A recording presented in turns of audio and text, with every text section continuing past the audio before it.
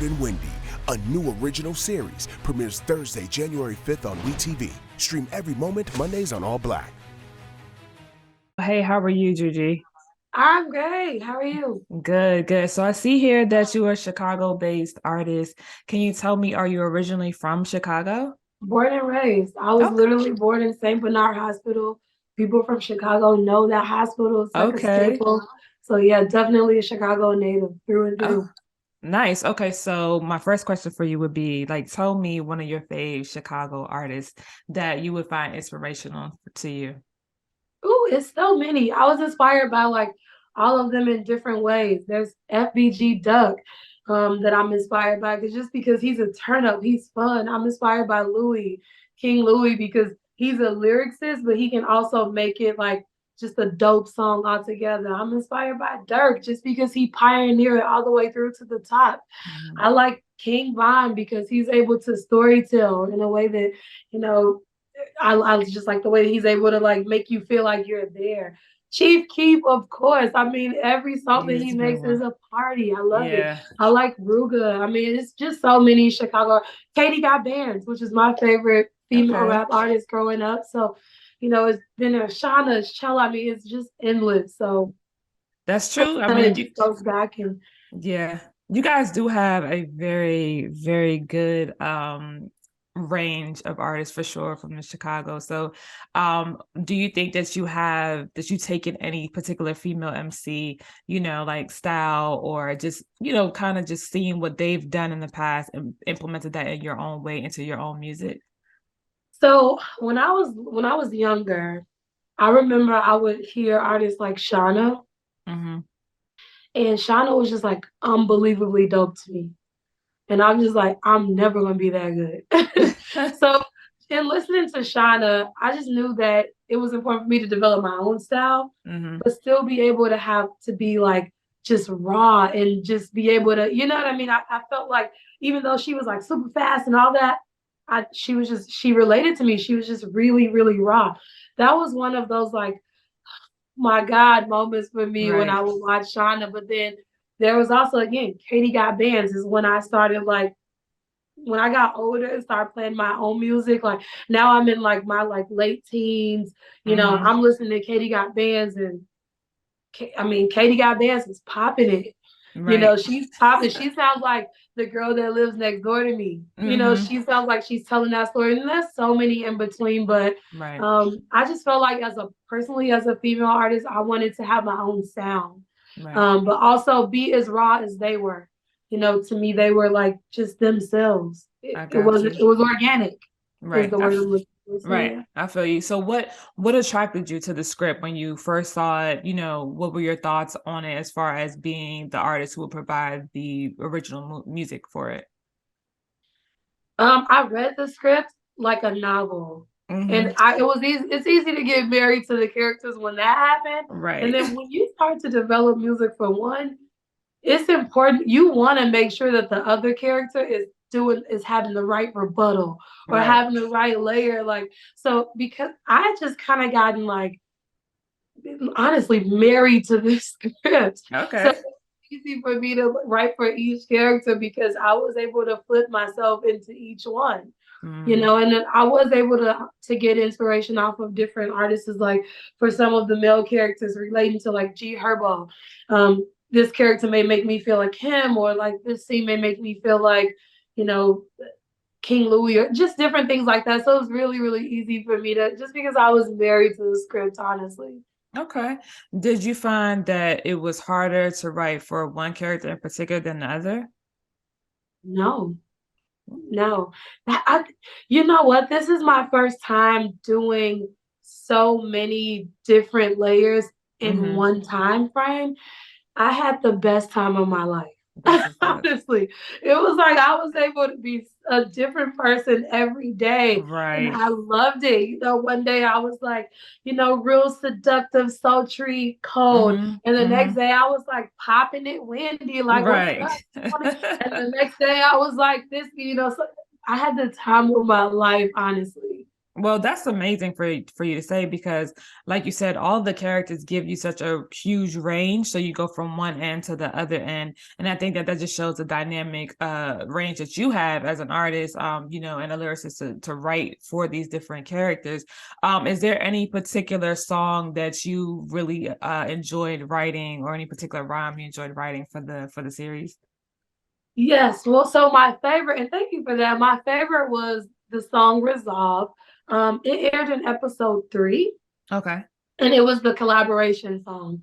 And it was Kold and Wendy, and then a character named Stony Allen, who was a male character. Mm-hmm. So when they gave me the opportunity to write for the male character, I was like, oh my God. Now, mind you, we listen to male art rappers like predominantly, like Mm-hmm. women right now is taking over, right? Like right now, notably, right? Right. But in the past, it's always been men. I'm like, I've listened to, but I don't even really know what they talk about. So I had to That's go true. back and like listen to different male artists, like what are men talking about? What, what do they say? What makes their audience stand up and salute? So writing, being able to write for a male character was like the best.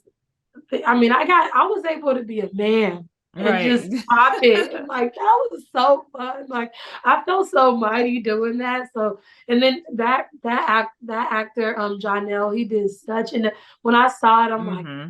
oh my God. He did an Right. amazing job expressing it. I mean, it felt like it was his for me.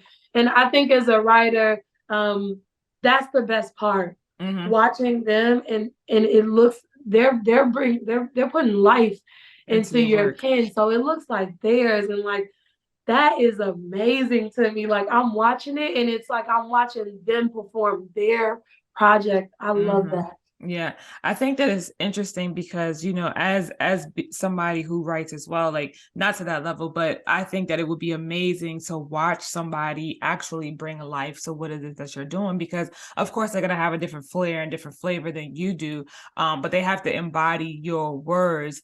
Do you find that when you're writing, as you dive into those characters, you know, you find yourself getting lost in the making of like of a song, or do you feel like you have that ability to kind of stay in your own I guess like realism to a degree without getting like too far in?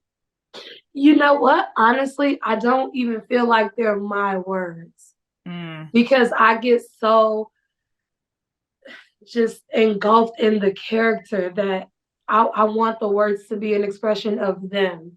right. So if you're able to check out the episode 3 where you see the collaboration song, you'll see that all three of them have a different flow style.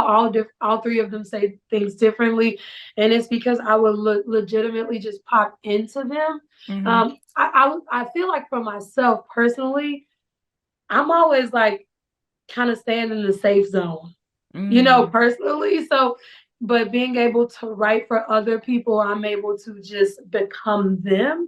So it's been able to help me also personally to be just unfiltered with how I want to express my own self. So yeah, I just don't even feel like they're my words. I swear, I just become them so hard. I'm just that's good. like, I mean, but that's what you need. But that's what you would assume that one has to do, and as far as creating to the dynamic range, right? Like you have to dive deep in to kind of becoming, so that way you know what it's like when it comes to life, so to speak. I think that it's interesting because, you know, as I watch the show, I'm like, these girls are raw, these girls are hard, you know, but they also still have their femininity. When you're writing and you're creating these songs for them, do you feel as though,